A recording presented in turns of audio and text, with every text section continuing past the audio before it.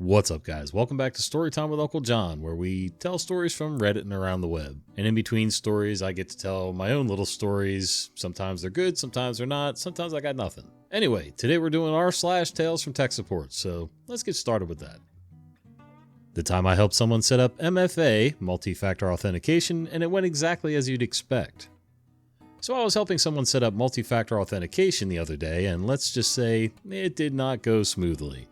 It started off simple enough. She's trying to sign into her email and she asks me, I'm trying to sign into my emails and it's asking me to type my password in. Do I need to type my password in?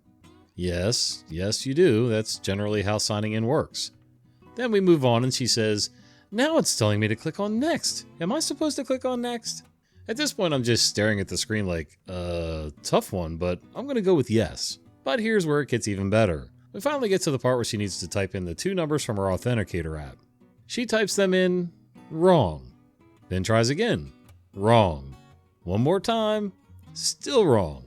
I'm sitting there questioning everything. Her phone, the app, my life choices. After what felt like an eternity of failed attempts and endless troubleshooting, I finally figured it out. She wasn't even looking at her screen. She was just typing in 2 random numbers every time. Like the universe was going to magically accept whatever secret code she was making up. I understand. We all want ease of use. We're lazy. It's human nature to kind of be lazy. Well, to some extent, be lazy. We want quick and efficient. I just want, when I open my phone and I tap on an app, I want that app to just be available. But unfortunately, in today's age, and actually even years ago, a certain amount of security just needs to be had. Do I think everything needs to be 2-factor authentication? Probably not, but at least some kind of password and username set up so that, not every Tom, Dick, and Harry can get into your emails, your calendar app, your phone, your whatever. But I'd be willing to bet there was a message that popped up on this person's screen that said you're typing in the wrong 2-digit number, and she probably just never even bothered to look. So now we've gone from just being lazy to lazy and kind of entitled. Unfortunately, this isn't a new problem. This has been going on for as long as tech has been around, and even before that. It's nuts. I just started hearing a little bit of interference in my headphones, and it took me a second, but I realized that, my microphone it runs over here and is clamped down to my desk on the corner, and evidently my phone was sitting too close to the microphone cord, and with the cell signals coming and going, the phone's always searching for things, whatever, it's notifications or whatever. It tends to interfere with audio equipment. So if you start recording anything, put your cell phone away from your recording equipment. You'll thank me later. Error messages are way too complicated. Help me now. A very long time ago, I worked in a meat processing plant. Deep in the bowels of the plant was a room with 3 computers that ran the software for tracking. You need to be able to say what sausage came from which cow once it's all done, as well as everything needed to create the shift plan for the workers. In order to reach it, you had to put on a hairnet, shoe covers, coat, and I think it was disposable gloves as well. Then you had to find a way to this room that wasn't currently closed off because the machine was currently being cleaned. And unless you wanted to be soaking wet afterwards, you didn't go near that. Our IT department was in the adjacent building to the plant. One day we got an urgent call from that room. The shift manager wasn't able to print something very important. The dumb computer only gave him an error message every time he clicked print. Help! I asked him to read the message to me, and he replied along the lines of, those error messages are way too complicated, you need to come here and fix it now.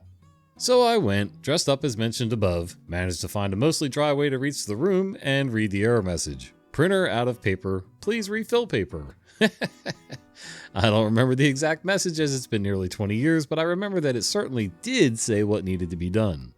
So I refilled the paper and miraculously the printer printed once more. I can't remember if I cleared the queue first or if his oh so important document had been printed like a dozen times. The guy just stared at me dumbfounded. That was all? I could have done that. I say, well, as the error said, the printer was out of paper and needed to be refilled, so once I did that, the problem was gone and the printer could print again. Any other problems I can help you with? He just kind of stares at me and says, no thanks. I love it when people say, well, I could have done that. Well, A, you didn't. You didn't make an attempt. You didn't even look at the error message to see what the problem was. If you had, it would have taken 2 seconds to put paper in the printer and be done with it. Some people just need to make things way more complicated than they actually have to be. But it's supposed to be free. So the year is 2010 or thereabouts, and I'm working tech support for a cable TV provider. I answer the phone with the usual greeting. He says, "Hi, I just watched the show a few minutes ago and was charged for it, so I need it credited. It's called," and we'll insert the name of the adult title here, "and it was $20. At the time, the only way to know this quickly what something cost was to look at the screen before clicking the clearly labeled buy or rent button that had a dollar amount next to it. No SMS alert that something was purchased, no viewing our bill online, or any of the other fancy stuff we have today. There were also no plans you could subscribe to that gave you free access to adult content. So yeah, only 2 sentences into the conversation and I already know he's just trying to get free stuff, and I haven't even pulled up the account yet to look at anything. I say, "Oh, I'm so sorry. Did the title not play correctly?" He says, "No, it was supposed to be free. I paid for my service already, so I shouldn't be charged." And there it is. We're allowed to issue credits for things like this, but it's at our discretion. Generally speaking, though, it's a one-time courtesy, and if needed, we should then educate the customer on how to identify the free or paid content and possibly set up purchase pins to prevent accidental purchases in the future. Like if it was a kid mashing buttons on the remote or something. Hey, it happens. So I review the account and see he watched 100% of the content. I then review the account notes and previously issued credits and see he was already issued numerous credits, all for adult titles, in the past few days. But then something catches my eye. You know how the scroll bars on a PC shrink the more content is in the list or on the page? On the screen that lists the amount of credits that we've previously issued to the customer, that scroll bar was small, and I mean very small. But what is shown without scrolling is more than enough for me to deny the credit request. I say, "I'm sorry, but I'm unable to credit it from your account as it appears you watched the whole thing and you've already received more credits than are allowed. All titles are clearly labeled how much they cost before you press play and are charged for them. Do you need me to help you identify whether a program is paid or free so this issue doesn't happen again in the future?" He says, "No, thank you," and then he hangs up abruptly. I left a detailed note on the account saying that I did offer to help him with any issues he had understanding the already obvious difference between free and paid, and he declined. So I go back to the screen that lists the previously issued credits. I see a lot of credits for adult titles. And I mean a lot. Dating back as far as the system let me, which is about 6 months. I see at least 10 pay-per-views per day are getting credited, and every few days a live TV subscription for an adult TV channel is added then removed, which he also requests credit for. I get my calculator out and add it up, and he's gotten credits totaling in excess of $10,000, all for adult content. Yet no notes of the customer even trying to come up with some excuse as to why it keeps happening, and that didn't even include all the stuff he didn't get credited. I was already on the cusp of getting in trouble for staying off the phone for too long, so I wasn't going to spend potentially hours comparing each charge to see if there was a corresponding credit. So I had no clue if he was overcredited more than was charged or undercredited and was still paying for some of it. I continue to monitor the account for the next week and the trend continues. He keeps ordering his adult content several times a day, calling back for credits claiming they should be free. He gets a few more credits from other people. So I send it up the chain to my supervisor, who sends it over to AR. They're rather shocked at the credit he's received. Usually anything over $100 get looked at by a supervisor, anything over $200 goes to a manager, and so on. But somehow this guy slips through the cracks. AR sets the credit limit on the account to 0, effectively blocking him from ordering any paid content, and leaves a permanent note on the account. I continue to monitor the account for the next week or two and see he's still trying to order paid content, but now the system's throwing up error messages, automatically blocking him. He calls in a few more times, this time asking why he's getting error messages when he tries to press the buy or rent button, and he's repeatedly told that he is no longer allowed because he didn't learn his lesson the first several thousand times. A few days later, the trend finally stops. He stops even trying to order things. I guess he got the hint that he needs to be responsible for paying what he watches and maybe sign up for that temporary fad called the internet. I see a couple things going on here. One, he feels entitled to watch even the paid stuff for free. So many people think that, if you pay for part of a service, you should get all the services just because you pay for the basic package. That's just not how the world works, kids. And B, he's got a little bit of a problem with adult content, evidently. It's really not a problem until you start making it a problem, and this guy evidently is making it a big problem. The other issue with that is he's probably got family who looks at the bills and things, and he doesn't want them finding out that he's getting on so much adult content. So I don't know. There's just way too oogie and weird for me, but hey, you do what you want. It's your life. I'm not living it. Just don't expect a credit when you do what you do. That's all. The CEO's son doesn't read emails. Let me preface this by I'm not tech support, and this literally happened 10 minutes ago. I was on an after-hours call with the CEO who is not that great with tech, and he asked if I could help his son. Edit.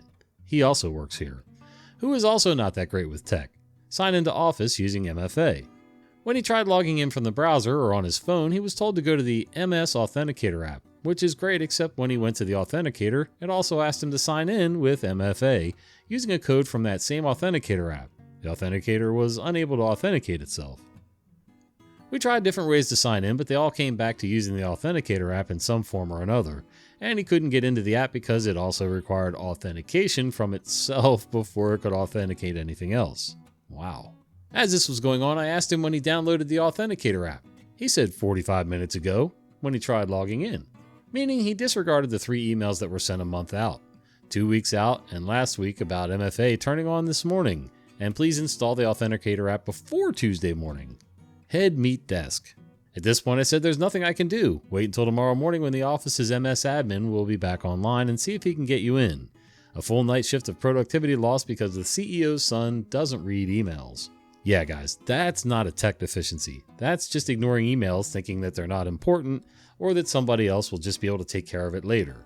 I love it when people think they're just too important to read emails and follow the guidelines, the rules, the procedures, what have you. But yeah. Welcome to the consequences of your actions. Always learning. Today I received a ticket to troubleshoot a POS device not receiving the correct IP on a network. Is that point of sale or a piece of crap? I get there and I test the drop and etc. Just making sure all the pairs match. And the desktop is pulling a 10.193.xx IP, whereas based on the IP spreadsheet for that school, it should be pulling a 10.99.x.x. I'm like, okay, I can still get out on the internet, but something's off with the config or something. I trace the drop to MDF closet and console into the switch. Show VLAN is the first CMD I enter, and see data VLAN does start on port 1 to 21. The POS device was plugged into port 3, but when I typed in show VLAN int info, lol, whatever that is, safety VLAN starts on port 3-6. I'm like, what? Now certain devices receive certain IPs, printer, time clocks, POS, etc. But it's still part of the data VLAN. But that CMD I learned today dove a bit deeper in VLAN port assignment, show VLAN int info, and helped me out. It showed me that from ports 1 to 2 or 7 to 21 will give me that actual data network, because when I plugged my device into port 14 I did pull the correct IP. Always good knowledge out there in the field that we pick up. I've been in the networking side for almost 2 years, and truly this is why I enjoy it so much. Thumbs up for days like today. I'm going to be honest, I have almost no clue about anything I just read. Some of it may be the way it was written, some of it may be because I'm not a tech person myself, so if any of you guys know, just inform me and anybody else like me down below. We much appreciate it. Oh yeah, for that guy about 2 videos ago who said, maybe I should just look things up on Google, I can always look things up on Google. Part of the reason for this channel is the interaction. It's not just me talking to you, it's the interaction in the comments and on the community posts and things like that.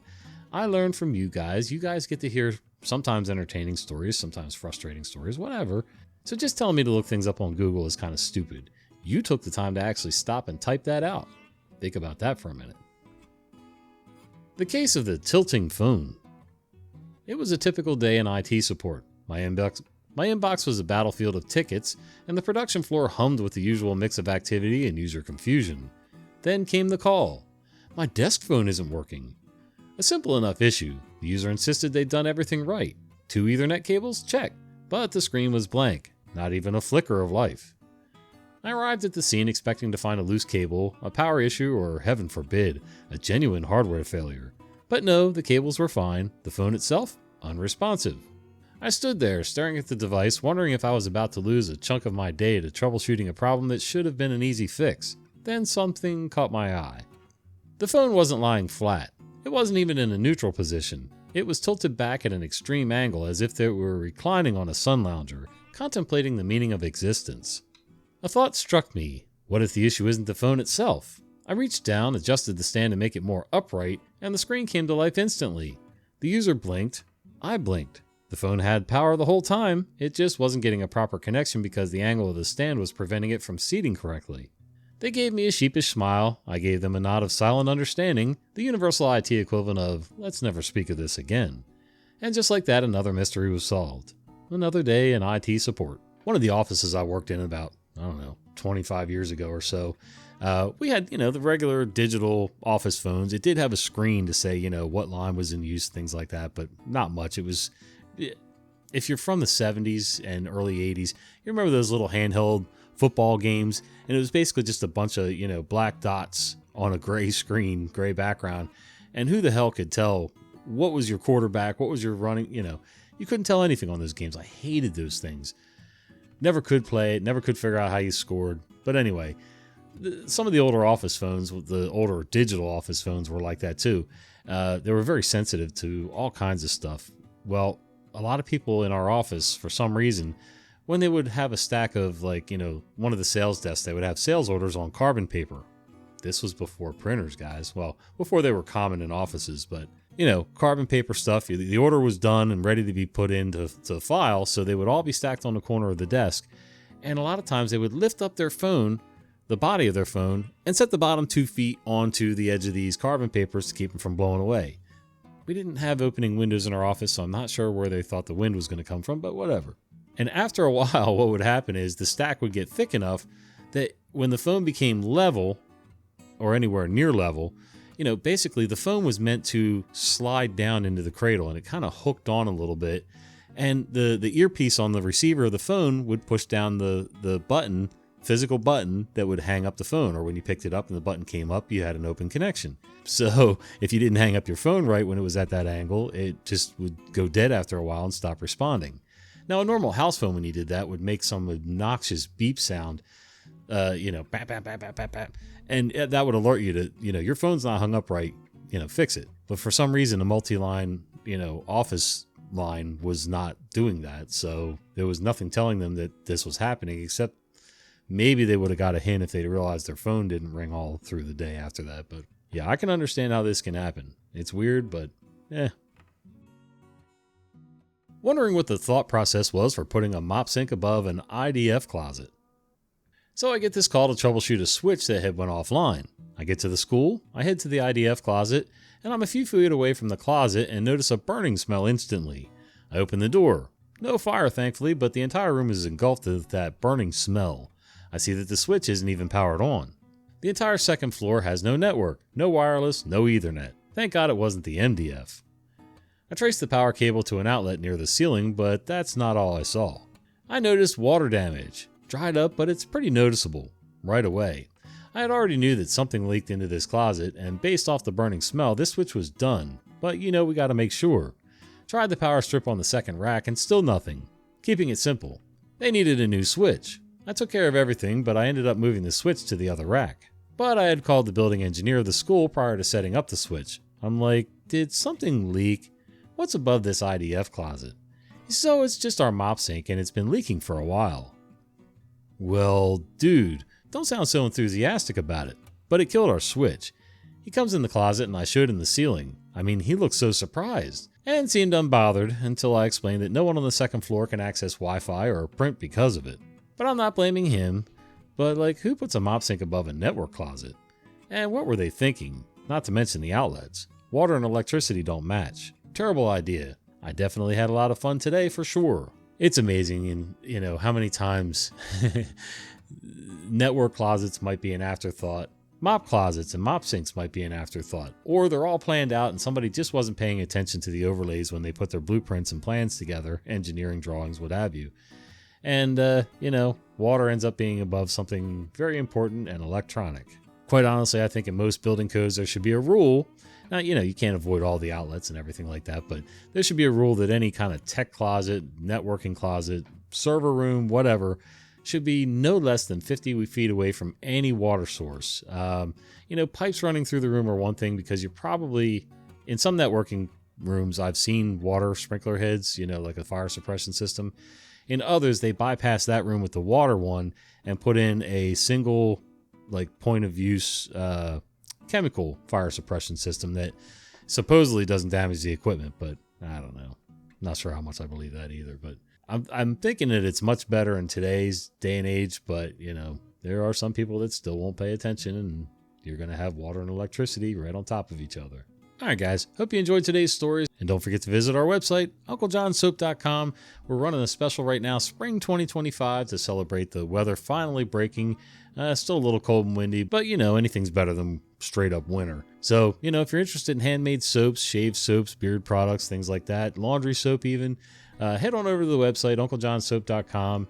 Get your 15% off and stock up on your springtime soap. All right. We'll see you on the next one, guys.